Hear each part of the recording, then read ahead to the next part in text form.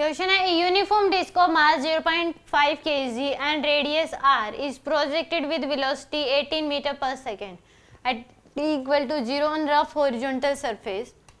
Start off with a purely sliding motion at t equal to 0.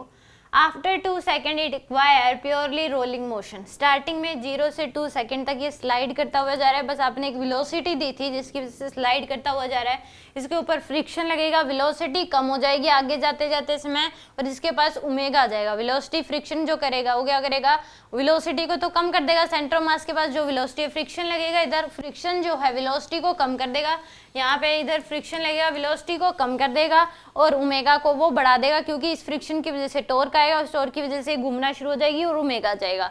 और इसने बोला कि 2 सेकंड के बाद आप ऐसे भी जनरल केस में करके देखोगे, अगर एक बॉडी को वेलोसिटी देके छोड़ दोगे बस तो थोड़ी देर बाद वो रोलिंग करना शुरू हो जाती है क्योंकि फ्रिक्शन लगता है. फ्रिक्शन वांट रोलिंग मोशन और फ्रिक्शन क्या करता है, वेलोसिटी को कम करता है, ओमेगा को बढ़ाता है. तो यहाँ पे ये वेलोसिटी हो जाएगी, मान लो v है और ये ओमेगा से रोटेट करेगा, ये हम मान सकते हैं. अब यहाँ से हम क्या कर सकते हैं इस क्वेश्चन को करने के लिए, टोटल काइनेटिक एनर्जी आपसे पूछेगी आफ्टर 2 सेकेंड.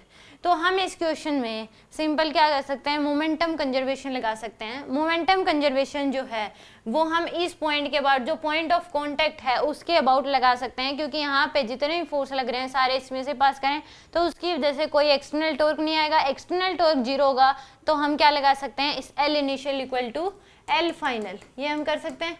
इनिशियली अगर देखें तो ये इनिशियल पोजीशन है, ये फाइनल है. इनिशियली इसके पास बस वेलोसिटी थी तो मोमेंटम जो आएगा वो क्या आ जाएगा, ओनली ट्रांसलेशन मोमेंटम आएगा.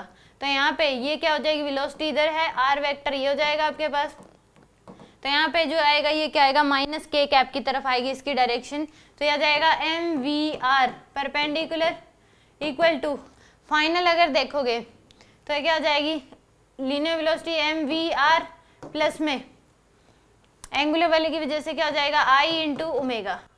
तो यहाँ पे m की value m v r perpendicular equal to m v r plus में आई की जो वैल्यू है डिस्क है तो एम आर स्क्वायर बाई 2 और v इक्वल टू क्या होगा इस केस में r omega. v equal to क्या होगा, आर ओमेगा. तो ओमेगा को लिख सकते हैं v बाई आर, तो v बाई आर. तो एक आर से ये आर कैंसिल हो गया, यहाँ से m से m क्या हो जाएगा कैंसिल. तो यहाँ पे v into r equal to v into आर प्लस में r इंटू वी. तो r से r क्या हो जाएगा, कैंसिल हो जाएगा. तो यहाँ से आपके पास v इक्वल टू क्या हो जाएगा, ये v डैश है, ये हमें पता नहीं था, v डैश है ये हमें पता नहीं था, 2v डैश या क्या, सॉरी यहाँ पे 2b है डिवाइड में दे सकते हैं. तो यहाँ पे ये v डैश आ गया प्लस में यह जाएगा आपके पास v डैश बाय 2. तो यहाँ से ये 3v डैश बाय में क्या हो जाएगा 2. तो v डैश की वैल्यू आ जाएगी 2v बाय 3 और v की वैल्यू है आपके पास 18 डिवाइड बाय में 3. तो कितने आ जाएगी आपके पास 12 मीटर पर सेकेंड. यहाँ पे जो वेलोसिटी होगी कितनी हो जाएगी 12 मीटर पर सेकेंड. और v इक्वल टू क्या होता है, r ओमेगा. तो इसने रेडियस वैसे दे नहीं रखी कितनी है, तो ओमेगा की वैल्यू जो होगी वो कितनी आ जाएगी v बाय आर के बराबर. अब इस केस में बस टोटल एनर्जी लिख ली आपको. टोटल जो एनर्जी होगी वो कितनी हो जाएगी, half m v square plus में half I omega square. Omega square को v बाय आर लिख सकते हो तो v square by r square. तो half m v square plus में half m r square by 2 into में v square by r square. R square से r square cancel. तो half m v square plus में m v square by 4. तो LCM ले लो 4, तो यह जाएगा 2 एम वी स्क्वायर प्लस में एम वी स्क्वायर. तो 3 एम वी स्क्वायर बाय 4. तो यहाँ से 3 एम की वैल्यू दे रखी है इसने 0.5, v की वैल्यू आई है 12, तो 12 इंटू 12 डिवाइड बाय में 4.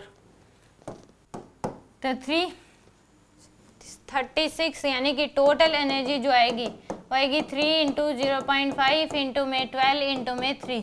तो आएगा 12 इंटू में 9 इंटू में 0.5, तो 12 इंटू में 4.5.